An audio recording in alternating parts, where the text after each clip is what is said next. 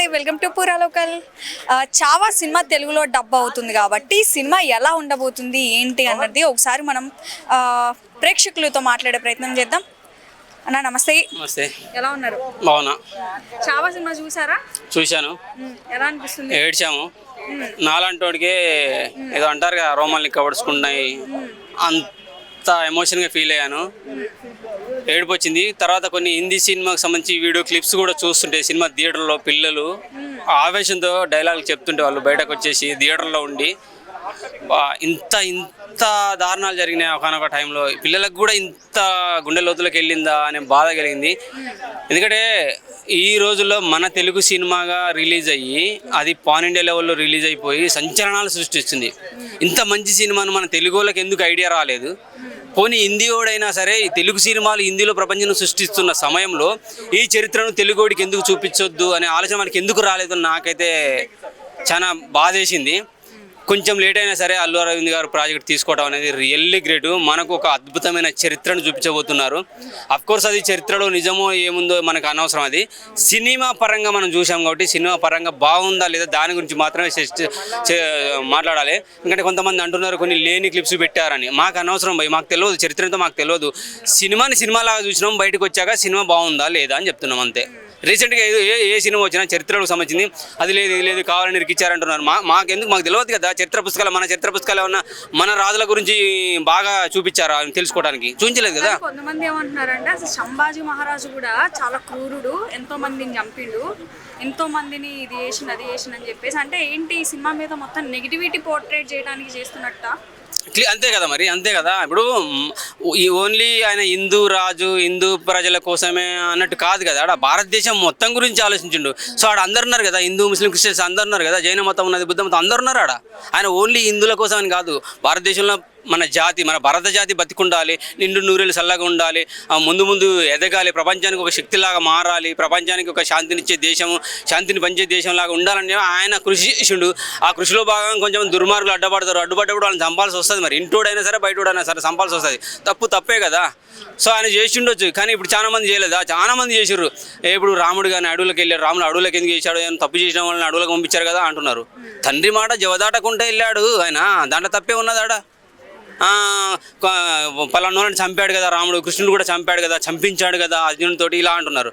అరే ఈ క్రూరులని మూర్ఖులను చంపుతేనే వాడు రాజు అవుతాడు, వాడు మనకు దేవుడు అవుతాడు. సో మనల్ని మనం ఊహించేసుకుంటాం. మన రాబోయే జాతిని, రాబోయే ప్రపంచానికి మంచి మెసేజ్ ఇవ్వడానికి, రాబోయే జాతిని కాపాడడానికి కదా వాళ్ళు ఆ పని చేసింది. ఆయన చూసుకుని ఉంటే కోట్లు మిలియన్లు సంపాదించుకునేవాడు, చరిత్రలో కలిసిపోయాడు, ఇప్పుడు ఈరోజు మనకు తెలిసేవాడు కాదు.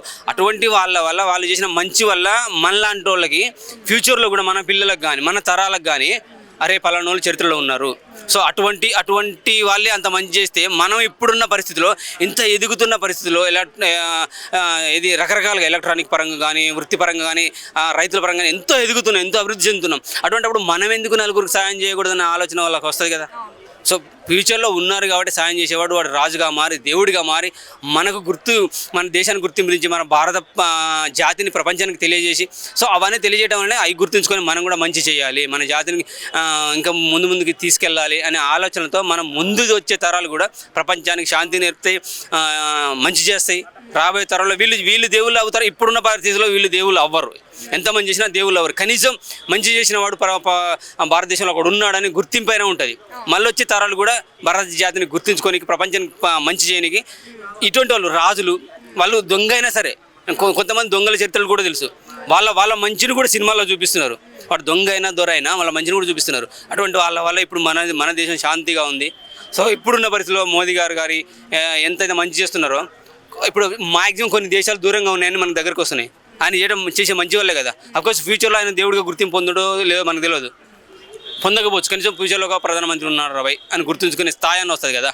సో మంచి చేస్తేనే మంచిది. ఇంకోటి ఏంటంటే సినిమా హిందీలో వచ్చింది కదా, ఎంతో మంది అసలు భాష రాని వాళ్ళు కూడా వెళ్ళి చూశారు. 100%. తర్వాత అరే ఈ సినిమా మనకి తెలుగులో ఎందుకు రాలేదు, తెలుగులో కూడా వచ్చుంటే తెలుగు ప్రేక్షకులు కూడా ఎంతో మంది చూసేవాళ్ళు అని చెప్పేసి కొంతమంది బాధపడిన వాళ్ళు కూడా ఉన్నారు. మీరేమంటారు? అంటే మనకి ఎట్లానో సినిమా వస్తుంది, తెలుగులో డబ్బై వస్తుంది కాబట్టి ముందుగా వస్తే బాగుండేది కదా, దీనిపైన మీరేమంటారు? హిందీతో పాటు సేమ్ టైంలో రిలీజ్ చేస్తే బాగుండేది. ఎందుకంటే రష్మిక మందన కూడా ఉన్నదల్లా. ఆమె పుష్ప వేరు, అంతకుముందు ఈ సినిమాలో గతం సినిమాలో వేరు, రొమాంటిక్ వేరు. కానీ ఈ సినిమాలో ఒక పేరు యేసుబాయ్ ఏదో ఉన్నది. ఆ పాత్రలో అంటే టోటల్గా కన్వర్ట్ చేశారు అమ్మాయిని. అసలు పుష్పలో చేసిన హీరోయిన్ ఈమెనా, గతంలో చేసిన రొమాన్స్ సినిమాలో చేసిన హీరోయిన్ ఈమెనా అన్నంతగా మార్చేశారు. సో అటువంటి సినిమా లేట్ అయినా కొంచెం చాలా బెటరే తీసుకొస్తున్నారు.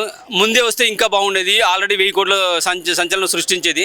చాలా లేట్ చేశారనే ఫీలింగ్ అయింది. చాలా బాధ కూడా వేసింది. ఎందుకంటే హిందీ నాకు వచ్చి కాబట్టి నేను చూడగలిగిన, దాంట్లో ఉన్న బాధను అర్థం చేసుకున్నాను. నాకు తెలిసి వీళ్ళు తెలుగులో తీద్దాం అనుకోలేదు కావచ్చు, డబ్బింగ్ చేద్దాం అనుకున్న ఆలోచన కూడా వచ్చి ఉండొచ్చు. ఇంత హిట్ అవ్వటం ఒకటి, హిట్ అవుట్ సంగతి పక్కకు పెడితే కింద కామెంట్ల రూపంలో తెలుగులో ఎందుకు రాలేదు, ఎందుకు లేట్ చేస్తున్నారు, ఎవరు ఎందుకు తీసుకోవట్లేదు, తెలుగులో ఎందుకు డబ్బు చేయట్లేదు అని ఆ కామెంట్లు.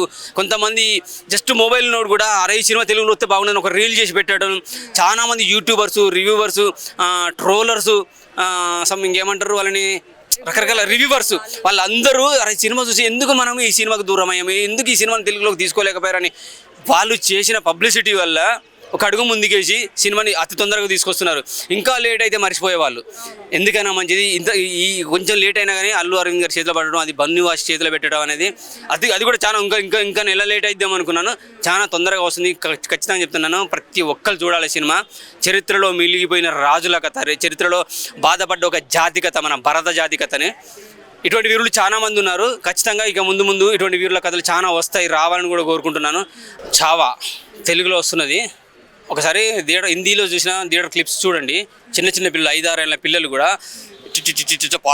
పాటలు పాడుతున్నారు, స్తోత్రాలు చదువుతున్నారు. సో ప్రతి ఒక్కరు చూడాల్సిన మూవీ. విత్ ఫ్యామిలీతో పాటు ఎటువంటి వల్గారిటీ ఉండదు. కొంచెం వైలెన్స్ ఉండొచ్చేమో కానీ ఆ వైలెన్స్ ఉండాలి. ఎందుకంటే మన జాతిని కాపాడు కోసం ఆ మాత్రం వైలెన్స్ లేకపోతే చిన్న తరం నుంచి పెద్ద తరం వరకు, రాబోయే తరం వరకు ఫలానా జాతిలో ఒక వీరుడున్నాడు, భరత జాతిలో ఒక వీరుడున్నాడు, ఎవరు మన ఛత్రపతి శివాజీ గారి కొడుకు శంభాజీ అనేవాడు ఒకడు ఉన్నాడని చరిత్రకు తెలియాలంటే చిన్న పిల్ల అనేం లేదు, పెద్ద చిన్న అనేది ప్రతి ఒక్కరు చూడాల్సిన మూవీ. 100% చాలా బాగా నచ్చుతుంది. ఎమోషన్ బాగా కనెక్ట్ అవుతారు. మంచి డ్రామా ఉన్నది. చాలా అంటే చాలా మంచి సన్నివేశాలనే. సాంగ్స్ కూడా హత్తుకుపోతాయి, హృదయాలకు హత్తుకుపోతాయి. ఖచ్చితంగా ఏడుస్తారు. సన్నివేశాలు కూడా పక్కకు పెడితే బ్యాక్డ్రాప్లో వచ్చే సన్నివేశాలు ఉంటాయి, సాంగ్స్ ఉంటాయి కదా, ఆ పాటలకు కూడా ఏడుస్తారు, కన్నీరు గారుస్తారు అనమాట.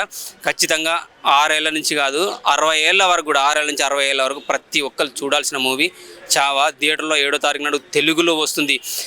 దేశ భాషలందు తెలుగు లెస్స అన్నారు. మన తెలుగు జాతికి నచ్చితే ప్రపంచవ్యాప్తంగా సినిమా నచ్చుతుంది. ఒక్కసారి వెళ్ళి చూడండి. మళ్ళీ మీరు అది ఎప్పుడు ఓటీటీలో వస్తుందని మళ్ళీ ఎదురు కూడా చూస్తారు, యూట్యూబ్లో ఎప్పుడు వస్తుందని మళ్ళీ ఎదురు కూడా చూస్తారు. థియేటర్కి వెళ్ళి ఒకసారి చూస్తుంటారు, 2-3 సార్లు చూస్తారు. ఒకసారి నార్మల్గా వెళ్ళి చూస్తే విత్ ఫ్యామిలీతో చూస్తారు, ఫ్రెండ్స్తో వెళ్ళి చూస్తారు, ఇంకెవరు ఉంటే అందరితో కలిసి మరీ చూస్తారు. పక్కింటి ఫ్యామిలీతో కూడా, ఫ్యామిలీ పరంగా తీసుకొని వెళ్ళి కూడా చూసే సినిమా ఇది. అంత బాగుంది, అంత ఎమోషనల్ కరెక్ట్ అయింది. మనకు కొమరం భీము, ఛత్రపతి శివాజీ, మన అల్లూరి సీతారామరాజు గారు, చరిత్రలో మిగిలిన ఇటువంటి రాజులు చాలామంది ఉన్నారు, చాలామంది దొరలు ఉన్నారు, మంచి చేసిన వాళ్ళు చాలామంది ఉన్నారు. వాళ్ళ చరిత్ర ఇది. సో ఖచ్చితంగా రాబోయే తరాలకు గుర్తుండిపోయే సినిమా అవుతుంది. అందరూ చూడాలని అయితే నేను కోరుకుంటున్నాను.